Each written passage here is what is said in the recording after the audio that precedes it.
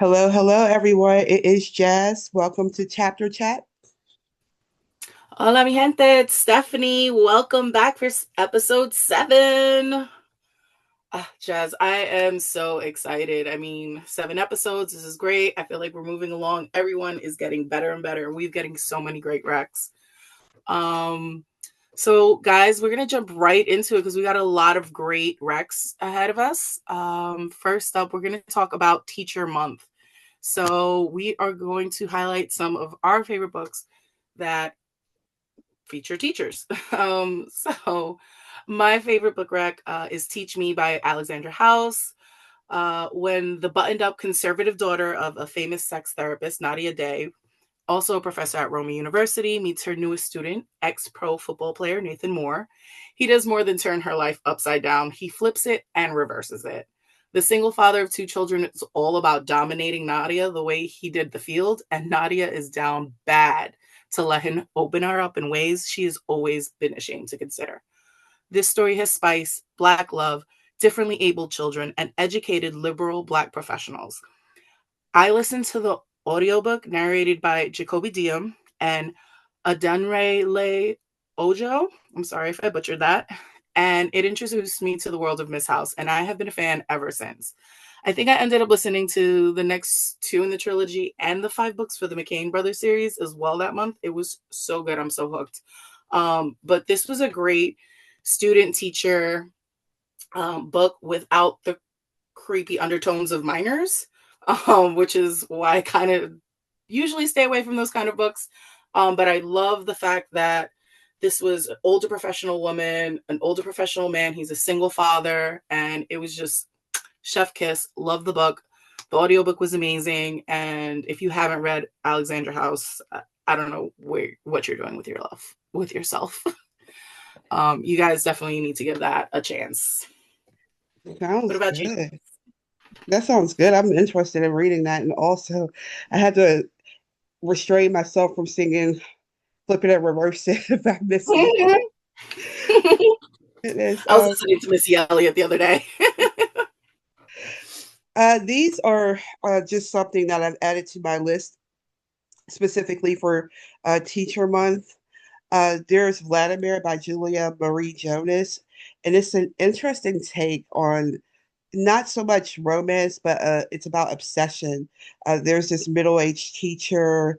She is kind of at a crossroads in her career. She feels underappreciated. She's not happy in her marriage, and she develops this obsession with this young professor, and she kidnaps him. And the book is told from her point of view. So it's kind of twisted in a way. It kind of draws you into her world.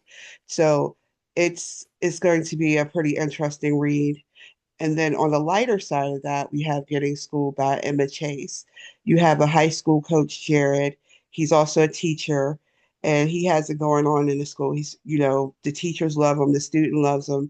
He has a good life. Everything is going well for him until his ex comes back to town and is a substitute teacher at that school. And he has to face all the ways that they went wrong. And it's talking about if they could ever become a couple again. So that's also an interesting read for Teacher Month. And these also involves adults. So I like that. I really don't like when you have all of these books where you have professors interested in younger people like 18 or even teachers in high school attracted to their students, which is ick. Yes, yeah, that's I've it's such a slippery slope, this niche, this trope of teacher and student, because I mean it can go wrong so easily, depending on even just the language, even amongst adults. There was a book that I was beta reading, and I was super excited.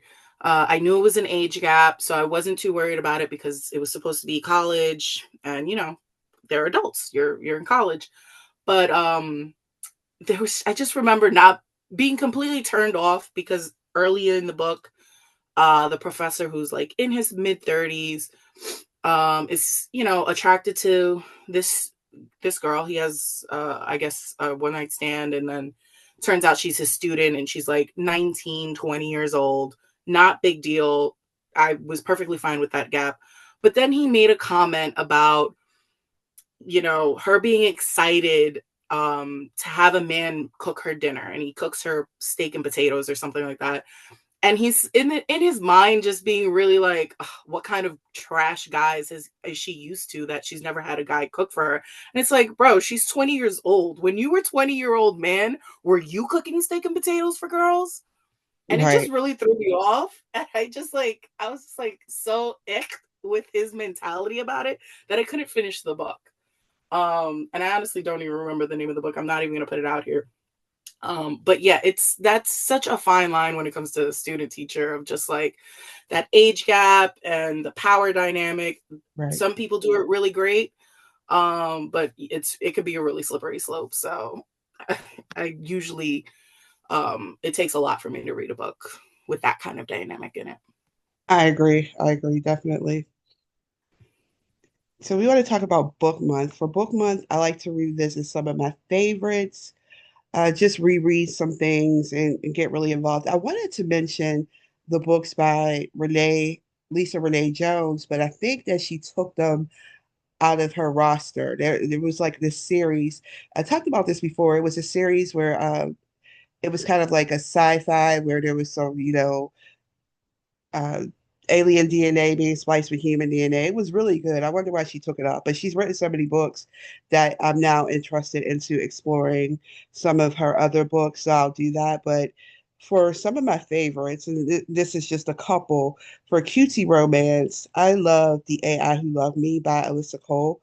It was just enough cute mixed with quirk and romance that delved into a little secret operations going on. So I really, really enjoyed that book. It was a nice short read, but it was really, really good.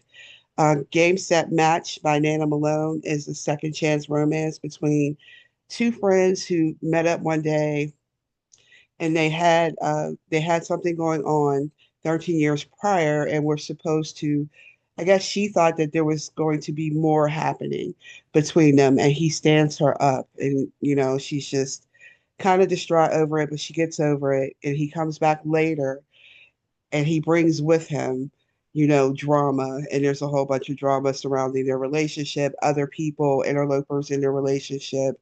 He's a tennis player, so there's that. So I felt that that was a really good book. And those are my two from my favorites that I would recommend. What about you, Steph?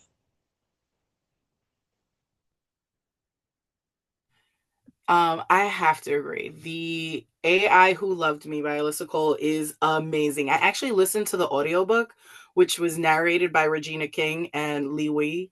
And even Mindy Kaling has a cameo in it. And it's pretty great. I really loved it too. It is really short and sweet, but it's super funny. It's got a little bit of everything, and I mean, it's Regina King, so anything she does and anything Alyssa Cole writes, I mean, that's going to be great, right? Right, right. um so this was really hard for me to go ahead and just pick a book rec for this month because I've read a lot of really great books this year. But I did want to kind of highlight the series that I'm really into. The first book is I Accidentally Summoned a Demon Lover, a Demon Boyfriend by Jessica Cage. I'm sorry. And it's a great read. I chose this book mainly because the whole story starts with a book. Raina is a single woman in her 30s, and one night after a little bit too much wine and a romance book, she decides to try the love spell the FMC tried in the book. Well, to her surprise, the spell worked, and Raina ends up in bed with a horned demon sporting a rotating cock. Jessica Cage is quickly becoming my favorite author. I've read a couple of novellas, but this Accident Happens series that she's working on now is definitely my fave. I mean, honestly, Jazz, how could you not love a book where the first line in it is, he left booty juice in my car?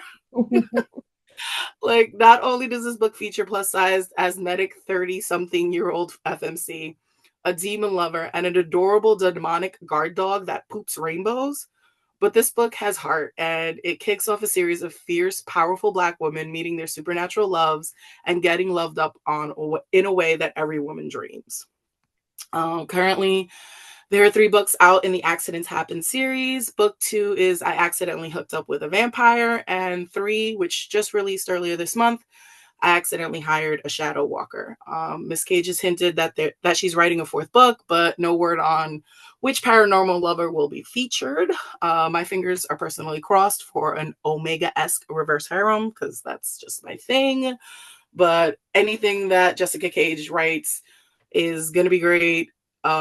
This series just keeps getting better and better, guys. And if you haven't given it a chance, they're not too long. They're witty. The banter is top notch.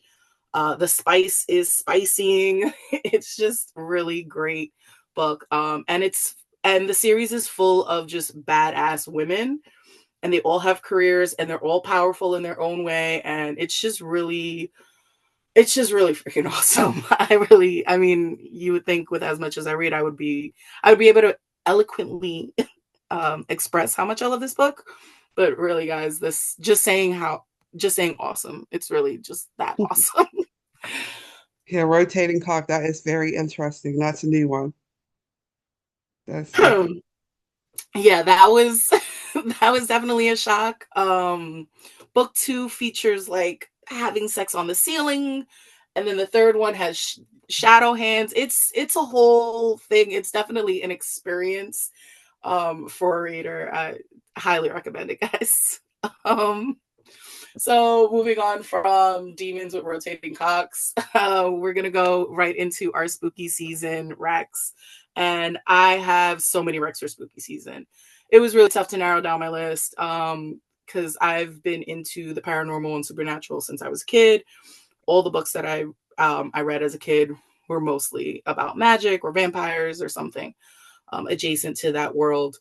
But I would definitely like to throw a couple of Recs out there for you guys.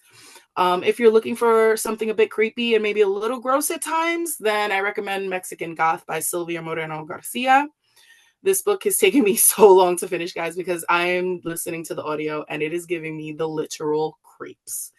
I can only listen to like 2 chapters a day, so I've been reading this book for over a month at this point. I have about an hour left in this book, and we'll probably finish it tomorrow. Basically, it's about this young Mexican woman named Noemi who visits her recently married prima after she sends her an odd note, and her and her father starts suspecting that there's something amiss. So he sends Noemi to go see her cousin. When Noemi arrives at the Doyle house, she immediately notices how strange the house is and the people. Her prima is unwell, according to her husband, as is his father, Howard Doyle. It's full of weird dreams, a crazy living symbiotic mushroom house, and a monstrous history, which is perfect to give you guys the Halloween chills. Like I said, this book is definitely, I've had to stop and start it multiple times because there's just sometimes where it's just too creepy and I can't read it at night. I'm definitely a little scaredy cat. As for romance, I have 2 strong Recs for that. You can never go wrong with Celeste Martin's Elemental Love trilogy. 3 Witches in a Small Coastal Town in New Jersey, Find Love. Book 1, Witchful Thinking, features a merman MC, and I didn't know I needed to read about a witch and a merman until I read this book. This is one of those books I finished in a 24-hour span. I literally was up till 5:30 in the morning finishing this book, and I immediately had to message her on IG to tell her how much I love the book. By the way, if you ever get a chance to meet this woman, she is a freaking gem. She is awesome. You should definitely follow her on social media. She's just full of rainbows and cuteness. But the series is great. I have not read the second and third book. They are on my TBR, but I really love the first book. So I'm sure the next 2 are going to be great as well. And then also I want to suggest Asher Hunt's Supernatural single series. Book 1, Not the Witch You Wed, is featuring a witch and a werewolf pairing. This series follows 3 high-powered plus-size witches who find love with different supernatural creatures. This series is also full of spice and full of fun banter and strong friendships. So definitely a must-read series. And I know I have a lot of Rex, but just a quick couple of my favorite series for those of you who love to immerse yourself in a world. I know you are like me, Jazz, and you love to like get into these great worlds. So maybe one of these might tickle your fancy. Um, but the first one is a YA coming of age series by the mother daughter author duo PC and Christian Cass. This series follows Zoe, who is outed as a vampire, sent to a vampire school where she meets amazing friends and fights for her school's safety and for the safety of the humans in the neighboring town. I really love the way the series mixes vampire lore with pagan rites and has a diverse cast of multicultural characters and queer characters. They mix in, it's set in Oklahoma, so they do mix in a lot of the Native American and indigenous stories into the series. So I thought that was really great. Anybody who has not heard of Clare's Shadow Worlds, I don't know where you've been. It's another YA coming of age series. First series in the world that Cassandra Clare has built is The Mortal Instruments, which is a six book journey featuring Nephilim, demons, warlocks, and fae. From there, Cassie actually wrote a trilogy prequel, a trilogy sequel, a trilogy sequel to the prequel, and several novella series following some of the world's favorite characters. Now, there's also a trilogy that is a sequel to the original series, if you can follow that. And that is actually set to come out next year. It's supposed to be the last series in this world that Cassandra Clare has built up. And I am both equally excited and heartbroken for it to come to an end because I know this series is going to be great. It's going to feature a lot of the characters from the previous books, and we're going to get a lot of answers to century old questions, literally century old questions. So I'm super excited for those. And then just two quick other ones. If you guys are into vampires, the Chicagoland Vampire series by Chloe Neal is a hilarious Shiro series featuring badass sword-wielding book lovers fighting for her right to live in peace. And that also comes with a sequel series, Heirs of Chicagoland, which follows the next generation as they are adults. Both of them are great urban fantasy series. Low on romance, but high on the ass kicking. And if you guys have been paying attention, the Black Dagger Brotherhood. I mean, that is my go-to rec for adult, spicy, paranormal, spooky love stuff. You've got vampires who are loving up on their mates. They go completely simp for these people. And it's just got hot men loving women, loving their people, and lots of lore. It's just a really great series. It's a long series with very long books. So if you take on the Black Dagger Brotherhood series, be prepared for a lot of reading.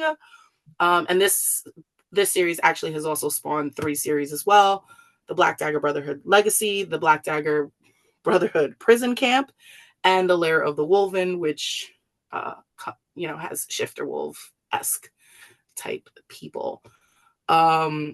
As you guys can see, I have a lot of paranormal recs for you guys. What about you, Jazz? What do you have? Sure. I don't know how you listen to that audiobook. I can't do it at all. I would have been terrified. No, I've definitely paused it multiple times. So the Heirs of Chicagoland, is there aliens in that, or is there vampire lore based on aliens? No, Okay. no. I heard of a series like that I'm looking forward to read. I can't I remember the name of think it. uh, maybe for Love by Blake Moore has Okay. something similar. They have like a different dimension, the vampires. I'm not quite sure if it's aliens though. Okay, thank you. So Mhm. I don't really like the horror so much, but I do like thrillers, psychological thrillers, and mysteries. So I chose Cupid by Kenya Wright and Jade Ebby. It pulls you into this. It's a gripping story that pulls you in. Diana is searching for the Cupid killer with the backing of millionaire Archer Bishop. As Diana closes in, she must realize that the killer may be closer than she thinks. It's a dark, erotic romance, reminiscent of Dexter in some ways, because the Mm, killer is kind of a vigilante killer. okay. Morally Yes, gray. We like those. yeah. So then next we have The Wife Before by Shanara Williams, which I really enjoyed. Samara Wilder has never had it easy in her life. Her latest job goes south. She gets fired, but she gets fired due to her own reasons. Like she was late too many times, but there's a part of her that has her brother taking care of her. So she really just messes up because she knows that she has her brother to fall back on. However, her brother is getting married, and his wife to be is also pregnant and does not like the fact that he takes care of and coddles Samara. And Mm, she kind of tries to separate from him because he tells her gently that, he can't do this anymore. He has a family that he has to take care of, and she has to start being more responsible. So on one of the jobs, she meets Roland Graham. He's a renowned pro golfer. He's wealthy, handsome, and caring. And she just falls head over heels for him. He falls head over heels for her. And eventually he proposes, she accepts, and she moves in with him in Colorado in his mansion. There, before this marriage happened, she hears buzzing rumors about his his previous wife who died via suicide. So people thought. So she's being warned against marrying this guy because he's suspected of murdering his wife, but she ignores those rumors and moves with him to Colorado anyway. And mm, while she's there, she's having a little bit of suspicion, is nigging at her a little bit, but she ignores it. She trusts him, but she finds in his late wife, she finds her hidden journals and she begins to read them and dig into what really happened to Melanie, the wife before. I really, I really like this book. It was kind of like reading two books at once with her digging into Melanie's journals, needing answers about her husband. It has a lot of twists and turns. There were a few disappointing parts where, we get that, Samara screwed up a lot and is readily hopping into a marriage with a man accused of murder. That had me side-eyeing because she ignored all the warning signs and flags and just jumped right in. I understand, though, that they needed that as a plot device for the story, and just before the ending, seems things seem to be wrapped up in a neat little bow, which I did not like. However, the very ending twist raised a question that is left up to the reader to answer, and I thought that that twist was a really nice twist. I enjoyed that part of it, but overall, it was a really good book. And then that really, really go sounds ahead. interesting. Yeah, it's really good. I really enjoyed it. And then we had All the Lies by Nicola Sanders. Now, as far as everyone is concerned, Amy and Jason have this perfect marriage. And when you begin to read it, it really does seem like a perfect marriage. However, Jason is controlling, he's violent, he's abusive, and Amy wants to get away from him. So she lies about a cruise that she's going on with her mother. He is supposed to go on a cruise with her, but she finds a way for him not to go. And she goes by herself, planning to escape from him on the cruise. While she's on a cruise, she meets two women, Barb and Liz. Liz is someone who becomes friends with her, and she confides everything into Liz about her situation at home. However, there is a ferry accident that takes the lives of a lot of the passengers, and she wakes up with this woman that she doesn't recognize hovering over her, calling her love, calling her Liz. So she takes on the identity of Liz, and she has to make the decision of if she should tell the truth or not, or if she should go back to her life and face her husband who is abusive and she feels like he is going to kill her. So it's a good book.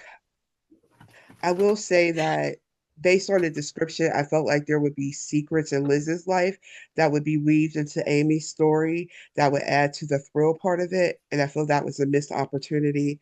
But there was a plot twist that was a little obvious when it arrived, and I really I just really didn't get thriller from this book. It was more like a drama to me. But those are my two spooky season recommendations. Well, they definitely have the spooky going for them. Those are some great Rex Jazz. And I am still writing for the TV Cave just to talk about some projects and working on my independent projects, my books that I'm writing, and I'm excited about those. I can't wait to share them. I recently reviewed Maxton Hall season 2.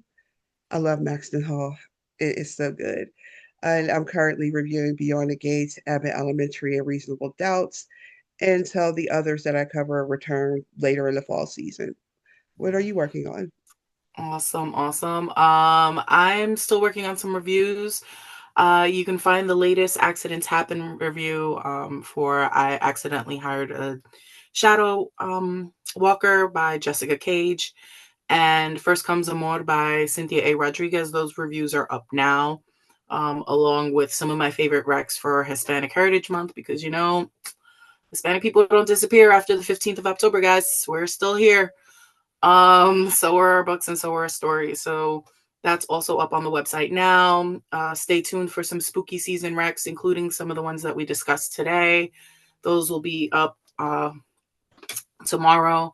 And I have a review for The Goat in the Bedroom, which is the latest Cocky Kingman series book by Amy Award. That review should be up sometime next week for you guys. And that is what I am currently working on. Now, guys, for next month, we're quickly coming to the end of the year. Can you believe that it's about to be November, Jazz? Like, No, I am. what happened to 2025?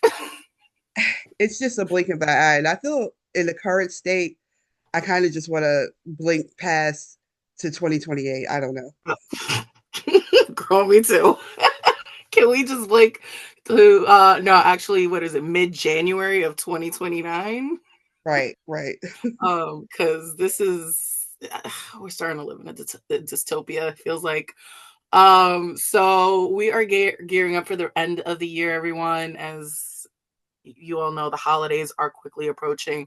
So next month we will be talking about our favorite holiday reads and those books that are full of family drama, because what is the holidays without family drama? So we will be diving into some of our favorite books that are full of holiday cheer and holiday drama. Let us know in the comments what books you guys want to finish before the end of the year as well, and which books are your fave reads for 2025. Those are things we'll be chatting about next month and in December as well. As always, thank you for listening. So we are getting ready to wrap it up, guys. Thanks for hanging with us, Jazz. It has been fun. It has been fun. Um, as always, we're looking forward to seeing what you guys are reading. And until the next episode, signing off. Ciao, guys. Bye.